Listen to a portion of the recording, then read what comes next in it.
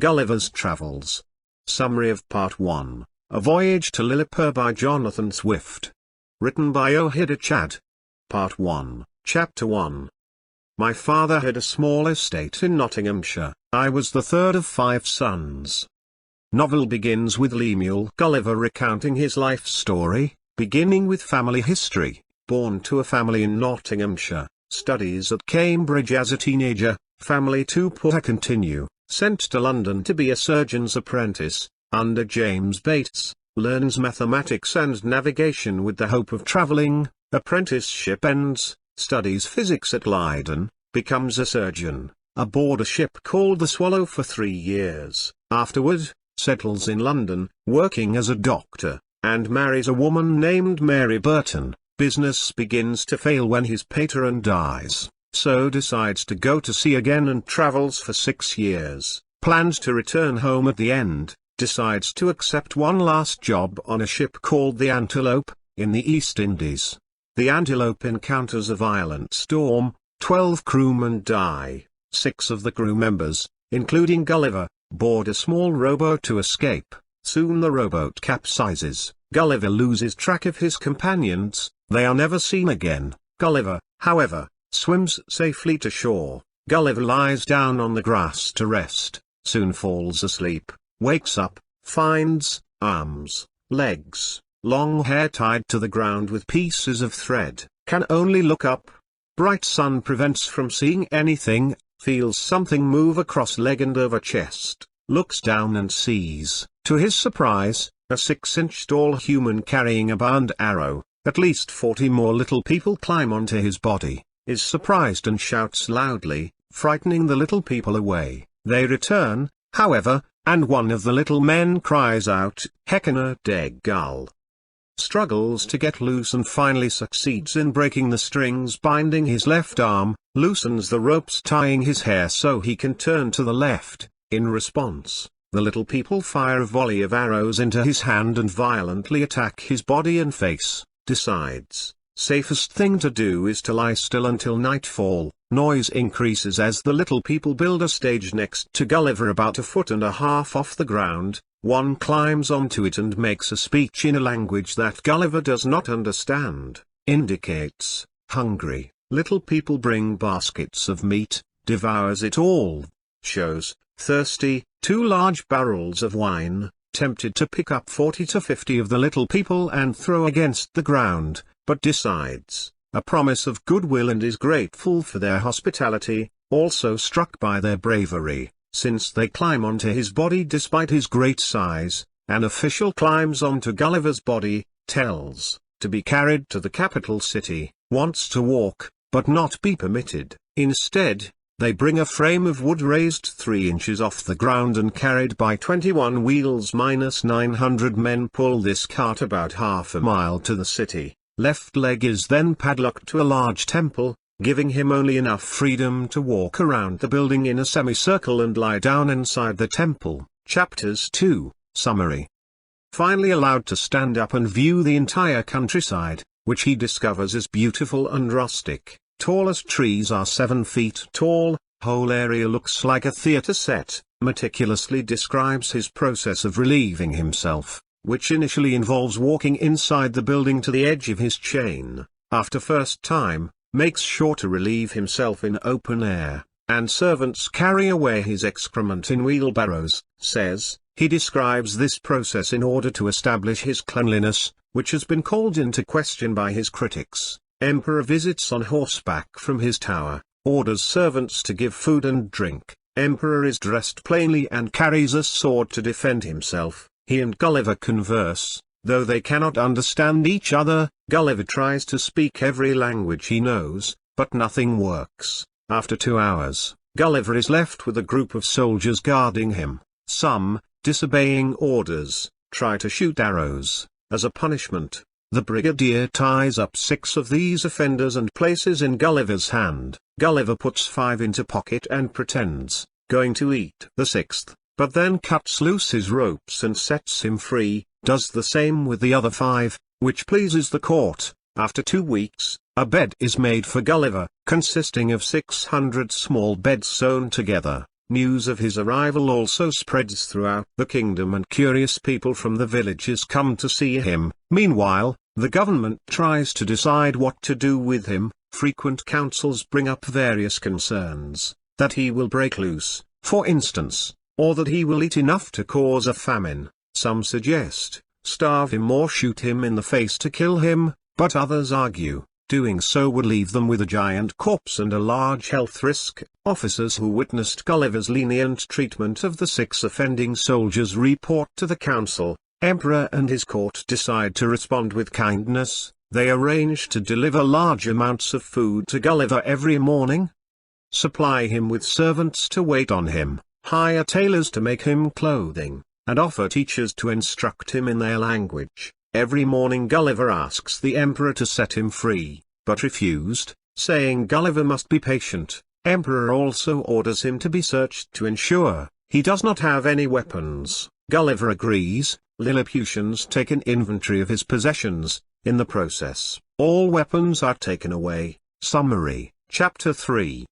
Gulliver hopes to be set free. As getting along well with the Lilliputians and earning their trust, Emperor decides to entertain him with shows, including a performance by rope dancers, who are Lilliputians seeking employment in the government. For the performance, which doubles as a sort of competitive entrance examination, the candidates dance on ropes, slender threads suspended 2 feet above the ground. A vacancy occurs. Candidates petition the emperor to entertain him with a dance, and whoever jumps the highest earns the office. Current ministers continue this practice as well, in order to show they have not lost their skill. As another diversion for Gulliver, the emperor lays 3 silken threads of different colors on a table, then holds out a stick, and candidates are asked to leap over it or creep under it. Whoever shows the most dexterity wins one of the ribbons. Gulliver builds a platform from sticks and his handkerchief and invites horsemen to exercise upon it.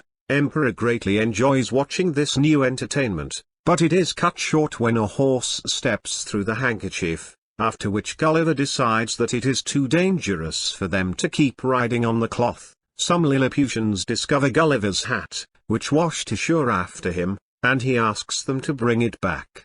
Soon after, the emperor asks Gulliver to pose like a colossus, or giant statue, so that his troops might march under Gulliver. Gulliver's petitions for freedom are finally answered, must swear to obey the articles put forth, including stipulations that he must assist the Lilliputians in times of war, survey the land around them, help with construction, and deliver urgent messages. Gulliver agrees and his chains are removed. Chapters 4. Summary. After regaining freedom, goes to Mildendo, the capital city of the Lilliputians. Residents are told to stay indoors, and sit on their roofs and in their garret, a very small uncomfortable room at the top of a house/attic/loft. Windows to see him. Town is 500 feet square with a wall surrounding it, and can hold 500,000 people. Emperor wants Gulliver to see the magnificence of his palace, which is at the center of the city, so Gulliver cuts down trees to make himself a stool, which he carries around with him so that he can sit down and see things from a shorter distance than a standing position allows. About 2 weeks after Gulliver obtains liberty, a government official, Reldressel, comes to see him, tells Gulliver, 2 forces, one rebel group and one foreign empire, threaten the kingdom. Rebel group exists because the kingdom is divided into 2 factions, called Tramxn and Slamxn. People in the 2 factions are distinguished by the heights of their heels. Reldressel tells Gulliver, current emperor has chosen to employ primarily the low-heeled Slamxn in his administration. Adds, emperor himself has lower heels than all of his officials, but that his heir has one heel higher than the other, which makes him walk unevenly. At the same time, the Lilliputians fear an invasion from the island of Blefuscu, which Reldressel calls the other great empire of the universe. Adds, philosophers of Lilliput do not believe Gulliver's claim. There are other countries in the world inhabited by other people of his size, preferring to think Gulliver dropped from the moon or a star. Reldressel describes the history of the 2 nations. Conflict between them began years ago, when the emperor's grandfather, then in command of the country, commanded all Lilliputians to break their eggs on the small end first, made this decision after breaking an egg in the old way, large end first, and cutting his finger. People resented the law, and 6 rebellions started protest. Monarchs of Blefuscu fueled these rebellions. When they were over, the rebels fled to that country to seek refuge. 11,000 people chose death rather than submit to the law. Many books were written on the controversy, but books written by the big Indians were banned in Lilliput. Government of Blefuscu accused the Lilliputians of disobeying their religious doctrine, the Brundrakral, by breaking their eggs at the small end. Lilliputians argued, the doctrine reads, that all true believers shall break their eggs at the convenient end, which could be interpreted as the small end. Reldressel continues, exiles gained support in Blefuscu to launch a war against Lilliput and were aided by rebel forces inside Lilliput, a war raging between the two nations ever since, and Gulliver is asked to help defend Lilliput against its enemies. Gulliver does not feel it appropriate to intervene, but nonetheless offers services to the emperor. Summary, Chapter 5. Gulliver spies on the Empire of Blefuscu and devises a plan, asks for cables and bars of iron, out of which he makes hooks with cables attached, then wades and swims the channel to Blefuscu and catches their ships at port. People are so frightened, leap out of their ships and swim to shore. Gulliver attaches a hook to each ship and ties them together. Blefuscu soldiers fire arrows at him, but he keeps working, protecting his eyes by putting on the spectacles he keeps in his coat pocket, tries to pull the ships away, but they are anchored too tightly, so he cuts them away with his pocket knife and pulls the ships back to Lilliput. In Lilliput, Gulliver is greeted as a hero. Emperor asks him to go back to retrieve the other ships, intending to destroy Blefuscu's military strength and make it a province in his empire. Gulliver dissuades him from this action, saying, he does not want to encourage slavery or injustice. This position causes great disagreement in the government, with some officials turning staunchly against Gulliver and calling for his destruction. 3 weeks later, a delegation arrives from Blefuscu, and the war ends with Blefuscu's surrender. Blefuscu delegates are privately told of Gulliver's kindness toward the Lilliputians, and they ask him to visit their kingdom. He wishes to do so, and the emperor reluctantly allows it. As a Nardak, or person of high rank, Gulliver no longer has to perform all the duties laid down in his contract. He does, however, have the opportunity to help the Lilliputians when the emperor's wife's room catches fire, forgets his coat and cannot put the flames out with his clothing, so instead thinks of a new plan, urinates on the palace, putting out the fire entirely. He worries afterward. Since the act of public urination is a crime in Lilliput, he will be prosecuted, but the emperor tells him he will be pardoned, is told. However, emperor's wife can no longer tolerate living in her rescued quarters. Summary, Chapter 6. Gulliver describes the general customs and practices of Lilliput in more detail, beginning by explaining that everything in Lilliput, their animals, trees, and plants, is sized in proportion to the Lilliputians. Their eyesight is also adapted to their scale. Gulliver cannot see as clearly close up as they can, while they cannot see as far as he can. Lilliputians are well educated, but writing system is odd to Gulliver, who jokes, write not left to right like the Europeans or top to bottom like the Chinese, but from one corner of the page to the other, like the ladies in England.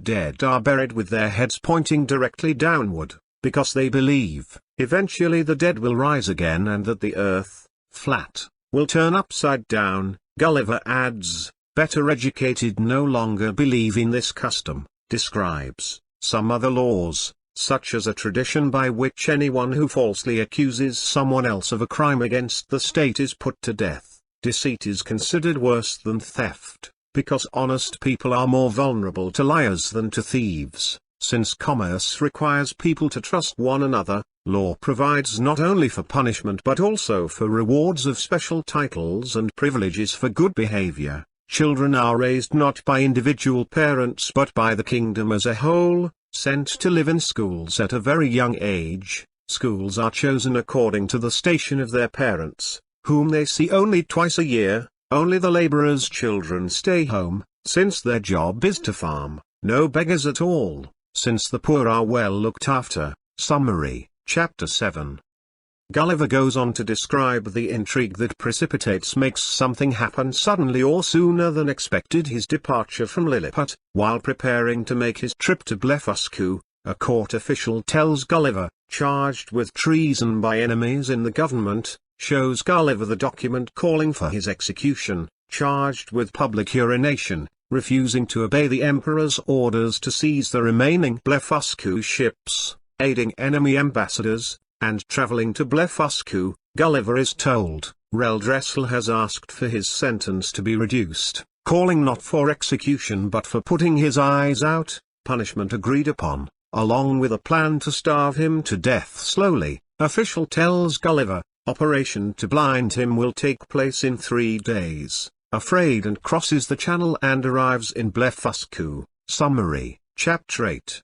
-3 days later, sees a boat of normal size, big enough to carry him, overturned in the water, asks the emperor, help him fix it. Same time, Emperor of Lilliput sends an envoy with the articles commanding Gulliver to give up his eyesight. Emperor of Blefuscu sends it back with the message, Gulliver will soon be leaving both their kingdoms. After about a month, boat is ready and Gulliver sets sail, arrives safely back in England, where he makes a good profit showing miniature farm animals that he carried away from Blefuscu in his pockets.